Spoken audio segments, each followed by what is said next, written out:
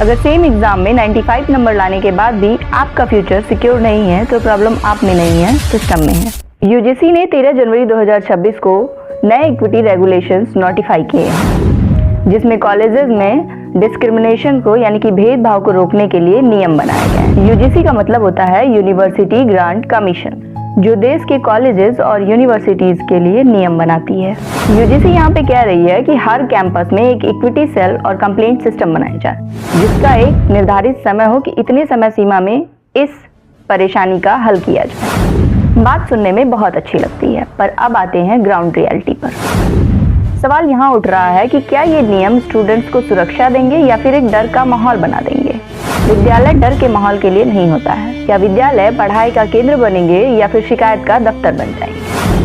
UGC और all India survey on higher education के हिसाब से, यानी कि भारत सरकार की आधिकारिक डेटा है, उसके हिसाब से लगभग 1100 यूनिवर्सिटीज हैं, 40,000 से ज़्यादा कॉलेजेस चल रहे हैं और करीब 4 करोड़ से ज़्यादा स्टूडेंट्स जो हैं वो अभी हायर एजुकेशन में हैं। आप सोचिए, जब इतनी बड़ी मैकेनिज्म पे एक साथ equity cells, complaint mechanism, reporting और इंक्वायरी प्रोसेस लागू होगा तो इसका असर सीधा स्टूडेंट और टीचर पर पड़ेगा। यूजीसी के इस नियम से कंप्लेंट सिस्टम तो स्ट्रांग हुआ है, पर ड्यू प्रोसेस और सेफगार्ड्स क्लियर नहीं है अदर स्टूडेंट्स के लिए।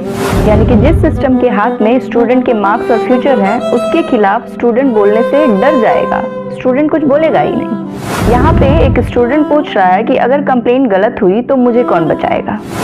मेरा मार्क्स, मेरी डिग्री, मेरा करियर उसी सिस्टम के हाथ में है जिसके खिलाफ मैं बोल रहा हूँ। ये इक्वालिटी है या फिर डर का माहौल। स्ट्रेस, डिप्रेशन और हजारों केपेबल स्टूडेंट्स का एजुकेशन पे से भरोसा उठ जाना, और सारे स्टूडेंट्स जो अच्छे हैं वो आज सोचते हैं कि हम देश के बाहर चले जाएं। स्टूडेंट के हित की बात करना है तो सबसे पहले स्टूडेंट के बीच में जाइए और स्टूडेंट की बात सुनिए, ग्राउंड रियलिटी को समझिए। विद्यालय को विद्यालय ही रहने दिया जाए, उसको जांच पेटी ना बना दिया जाए।